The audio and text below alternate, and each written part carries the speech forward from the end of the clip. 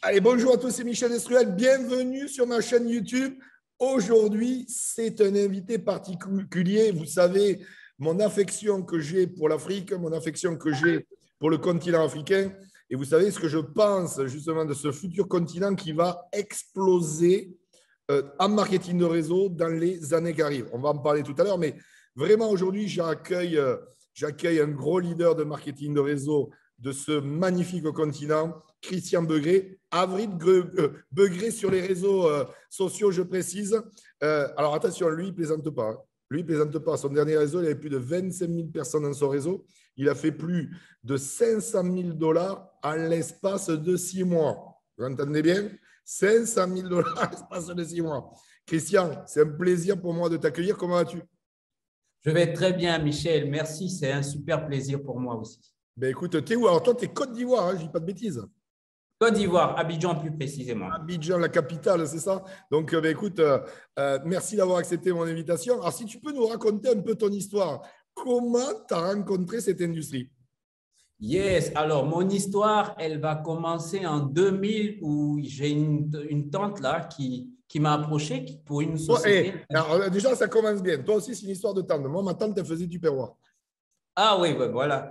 Donc, elle me fait écoute, tu vas vendre des produits et tu pourras avoir des commissions. Elle ne m'a pas expliqué grand-chose. Donc, je vais vendre les produits, mais je vais peiner et ça va mal se passer et je vais avoir une mauvaise, voilà, de mauvaises vibes dessus.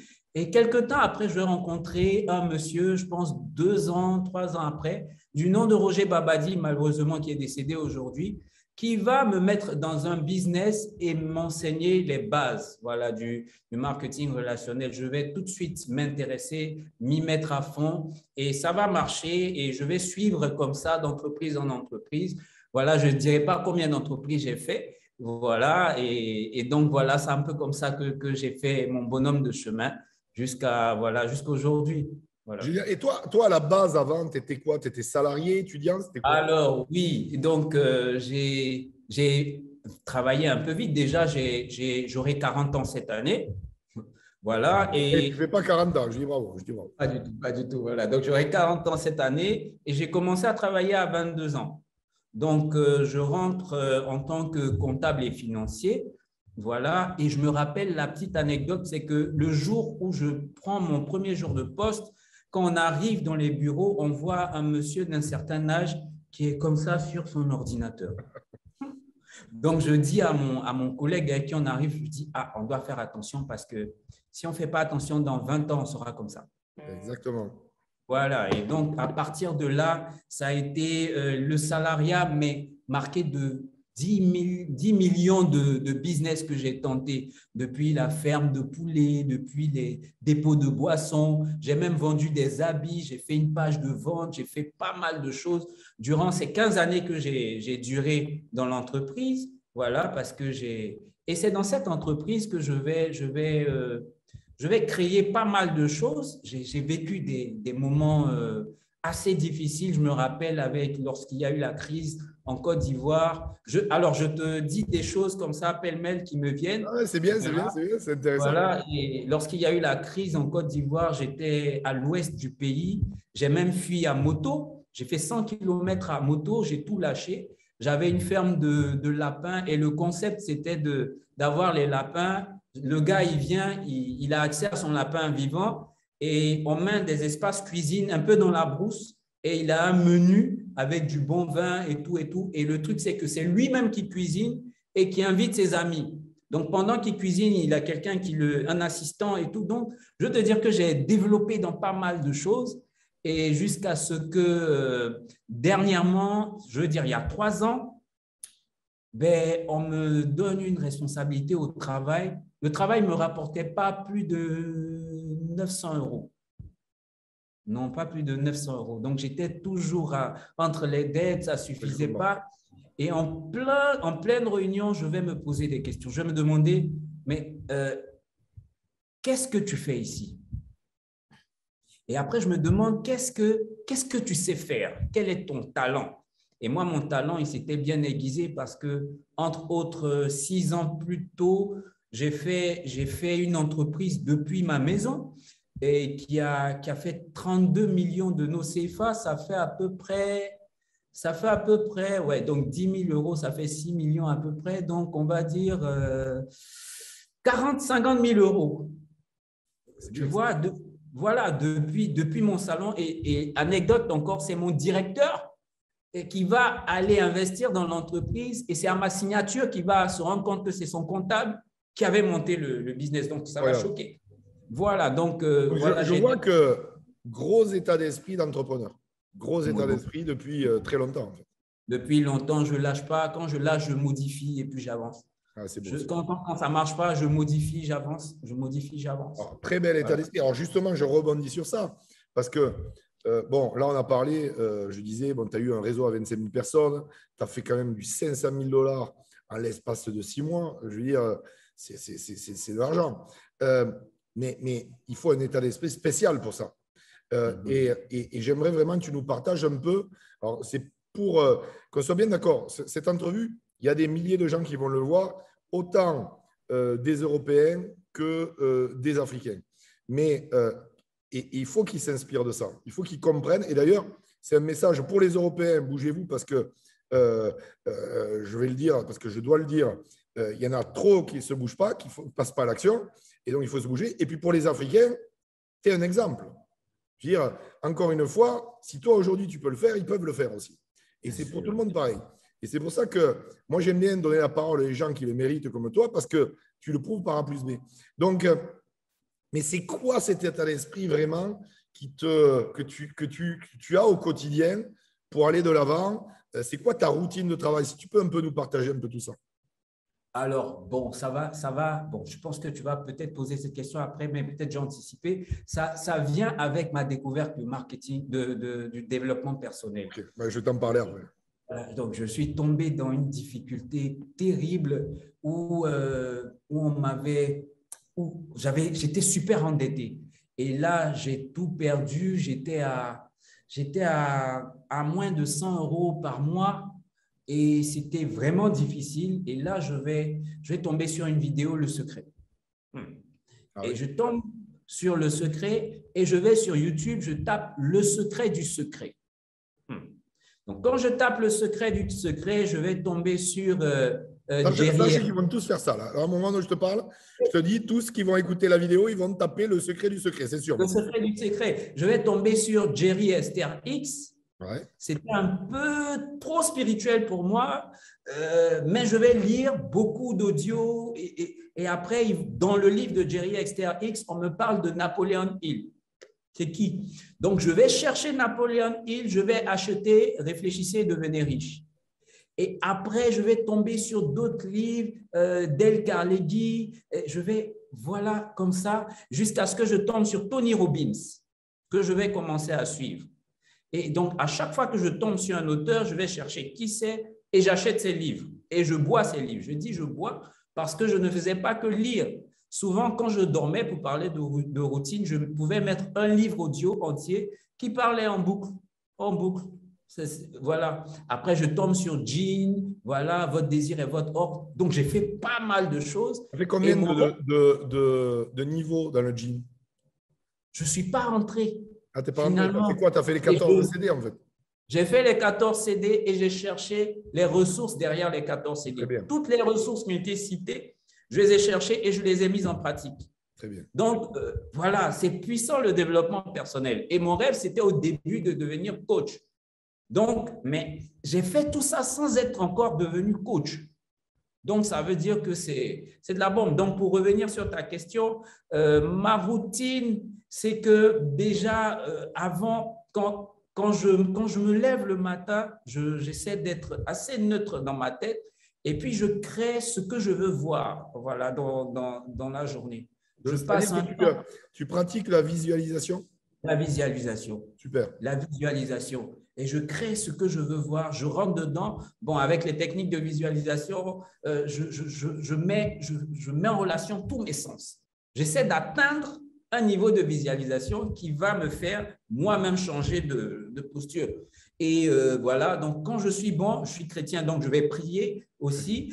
Et il y a un étroit lien entre tout ça. Et après, quand je vais aller dans la douche, je vais mettre soit un Tony Robbins ou bien soit un truc de motivation, ou je vais prendre une vidéo que je vais faire passer, dont je vais faire passer l'audio dans ce que je dois faire. Par exemple, ces derniers temps, je bosse beaucoup sur la crypto-monnaie. Très bien. Donc, voilà. Donc, après ma routine, je vais écouter l'actualité sur la crypto-monnaie. Un peu, j'ai sélectionné pas mal de personnes. Donc, j'écoute jusqu'à ce que je sorte de chez moi. Et je me suis arrangé, peut-être que c'est intéressant de le faire, à créer des bureaux pas loin de chez moi, à 10 minutes en marche à pied de chez moi.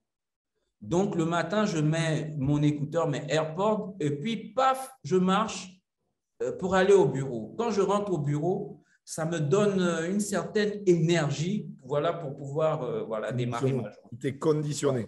Je suis Tu as conditionné. visualisé, tu t'es conditionné via le dev perso, etc. Alors justement, je rebondis sur ça.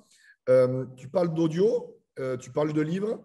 Alors peut-être, est-ce que tu pourrais conseiller 3 livres ou 3 audios ou les 3 livres audio aux gens qui vont écouter cette interview? Alors, comme on est dans le marketing de réseau, il y a un livre, la GoPro. GoPro, bien sûr. La Bible. Voilà. La Bible du marketing de réseau. Oui, il faut lire. Par contre, tu dis un truc qui est très intéressant parce que je suis très chrétien aussi, je suis très, très croyant. La Bible, c'est du dev perso, quelque part.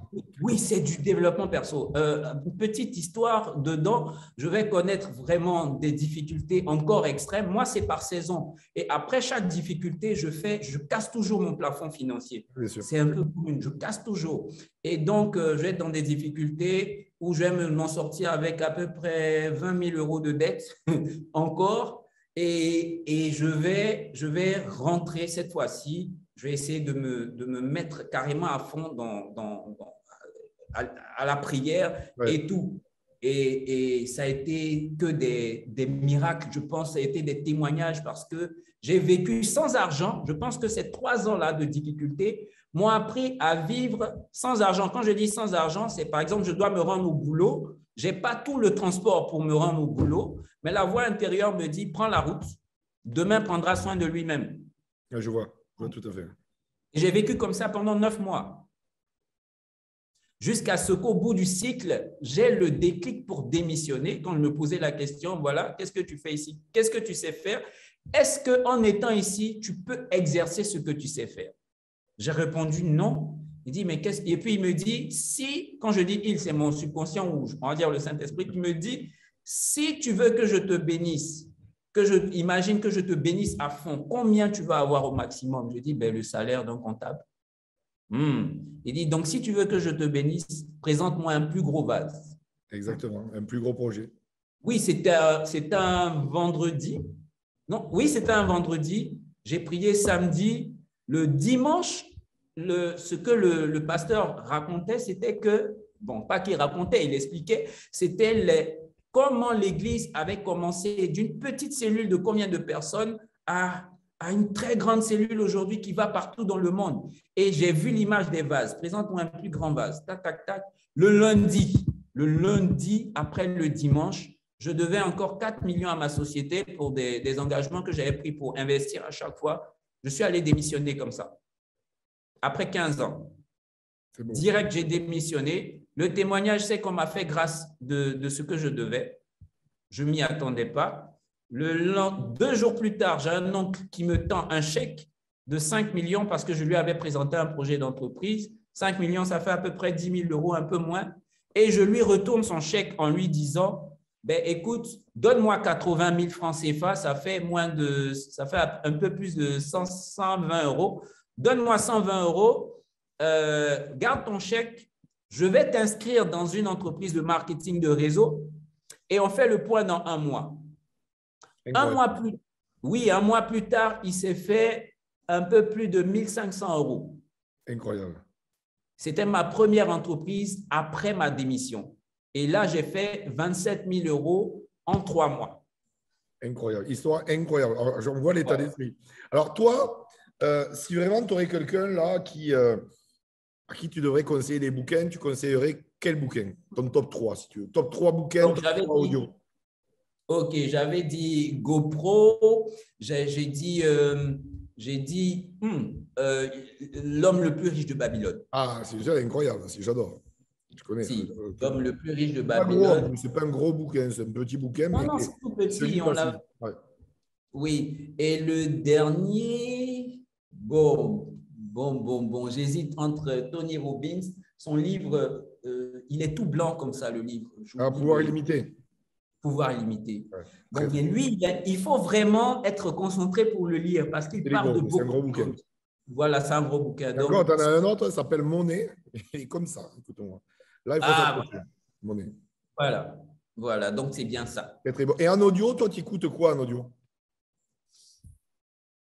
En audio, Ouais, j'écoute Master Mohamed Sanogo de Vase d'honneur. c'est du Je net, l'écoute beaucoup, continuellement, voilà, parce il est très inspiré.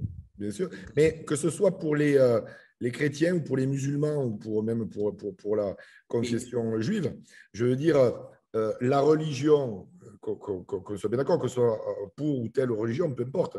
Mais si oui. vous lisez, c'est que pour du positif, c'est que pour Plus aller de positif. l'avant, pour grandir, pour être meilleure personne, etc. Donc, c'est du développement personnel quelque part. Et encore, ce que je peux dire, si je rebondis ce que tu dis, tout ce que j'ai appris en développement personnel, je l'ai vu et je l'ai réappris à la prière, à l'église, Bien dans sûr, la je suis Bible. d'accord avec toi. Donc, tout est dans la Bible. Voilà. C'est Et ça. alors, et c'est quoi? Parce que ça m'intéresse, parce que tu sais que je crois beaucoup à l'Afrique et je sais que, en plus, je sais qu'en Afrique, ils ont fait, ils ont la dernière attention. Mais on ne va pas se mentir, il est vrai qu'il y a aussi des problématiques de paiement, des problématiques d'Internet, des problématiques de livraison pour certaines compagnies. Il y a des choses encore à améliorer dans certains points. Pas tout, mais il y a des endroits où c'est compliqué, forcément. Et je sais très bien que quand ça va être réglé, ça va être une explosion. Ça va être une explosion.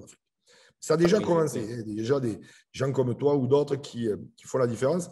Et quand ça va s'étendre vraiment sur tout le continent, ça va être la folie. Mhm. Ce qui me plaît chez l'Africain, c'est qu'il est déterminé. Il a vraiment faim. Et ça, je trouve, et c'est dommage que ça se perd en Occident, en Europe. Ça se perd. Voilà, c'est ça. Il y a de plus en plus de gens qui sont, j'appelle ça des générations perdues, de gens assistés, qui pour eux, le mot ambition est une pathologie, une maladie. Tu vois ce que je veux dire? Alors que l'ambition n'est pas une maladie. Et moi, ce qui me plaît chez les Africains, c'est que vous êtes ambitieux. Vous avez faim. Vous avez envie de croquer le monde. Et ça me parle. Et justement, je voudrais te poser cette question. Quelle est ta vision de l'Afrique pour le business, pour le marketing de réseau, tout ça? Alors, ma vision de l'Afrique, elle est simple, elle est super grande. L'Africain a un super potentiel parce que déjà, dans ce qu'il se dit, il pense qu'il est né défavorisé, la plupart. Moi, je pense que c'est un atout d'être né défavorisé parce que si tu es né vraiment défavorisé, c'est qu'il n'y aura pas de problème qui va t'étonner. Exactement. Voilà. Donc, déjà, être heureux, dire merci à Dieu que tu sois né défavorisé. Voilà. Et cette vision-là va vraiment s'accomplir quand les mentalités elles vont changer. Quand les mentalités vont changer, quand les gens vont se dire, au lieu de se dire que ils n'ont pas de prêt, ils n'ont pas d'aide de je ne sais pas qui pour pouvoir se lancer, ils vont se demander qu'est-ce que je peux faire là tout de suite maintenant. Ouais, je vois tout à fait. Voilà. Donc, je vois une En Afrique. Afrique, avoir des prêts, c'est facile. C'est facile d'avoir des prêts en Afrique.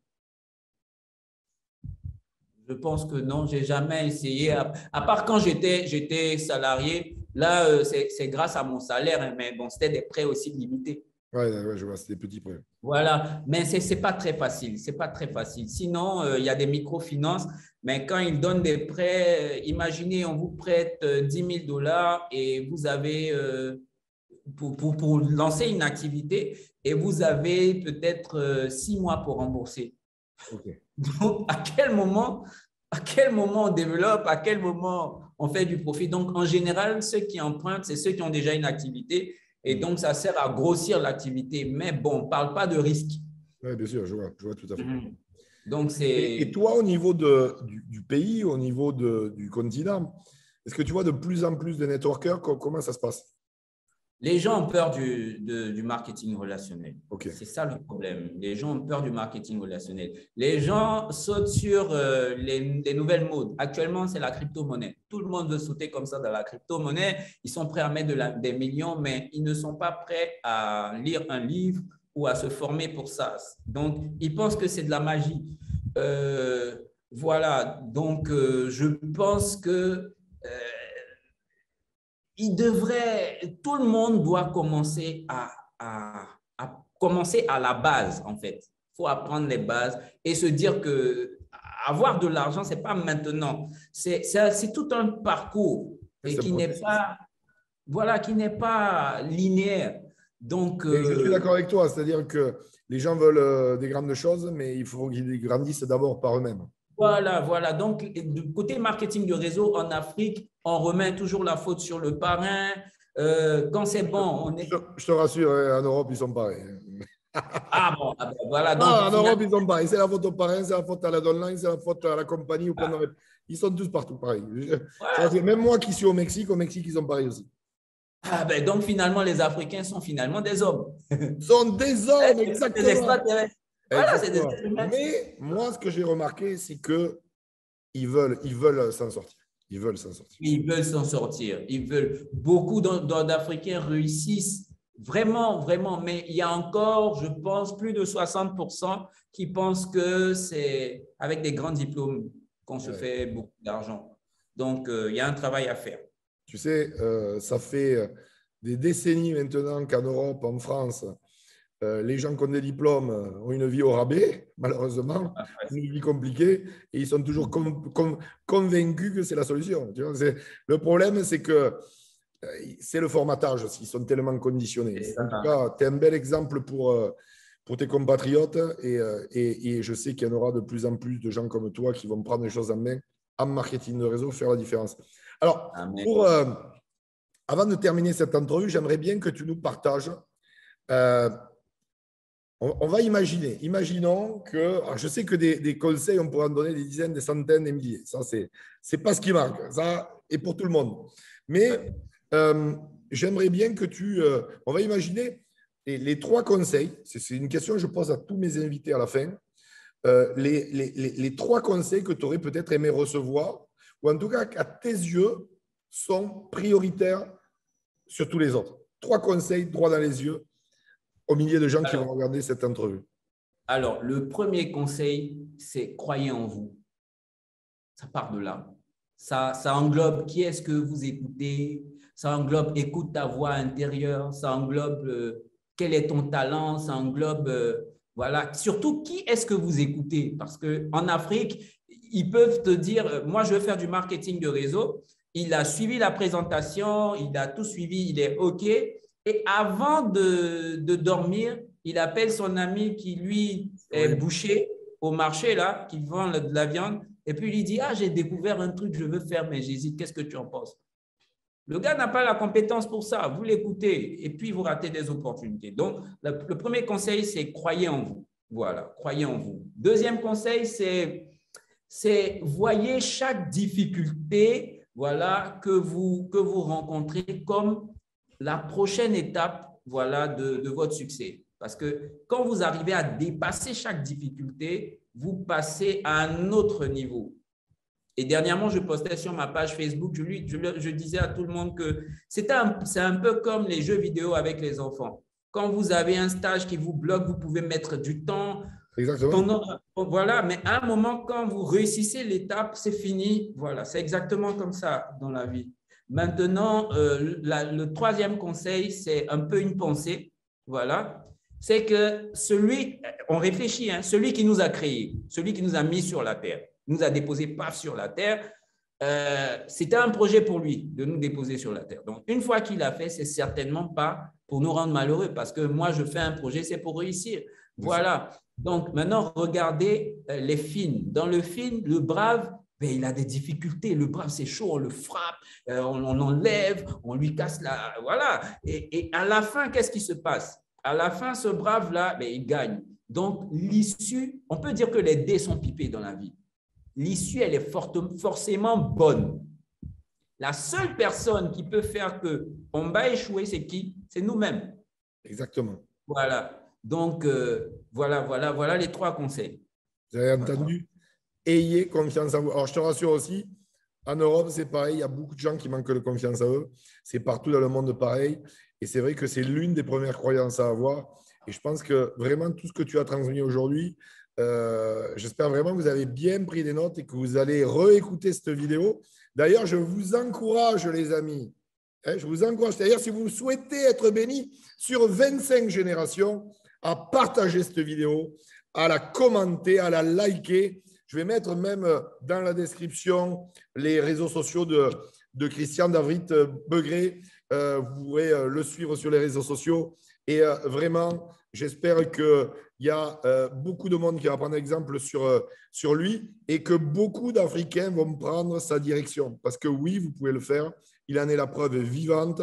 Je tenais à te féliciter vraiment. Merci d'avoir accepté mon invitation. J'ai passé un super moment avec toi. Et vraiment, j'espère qu'on se verra en Afrique quand je viendrai faire un méga event sur le continent. Parce que c'est vraiment quelque chose que j'ai en tête et c'est quelque chose que je veux vraiment partager avec le peuple africain. Certainement au prochain Spartacus, pourquoi pas.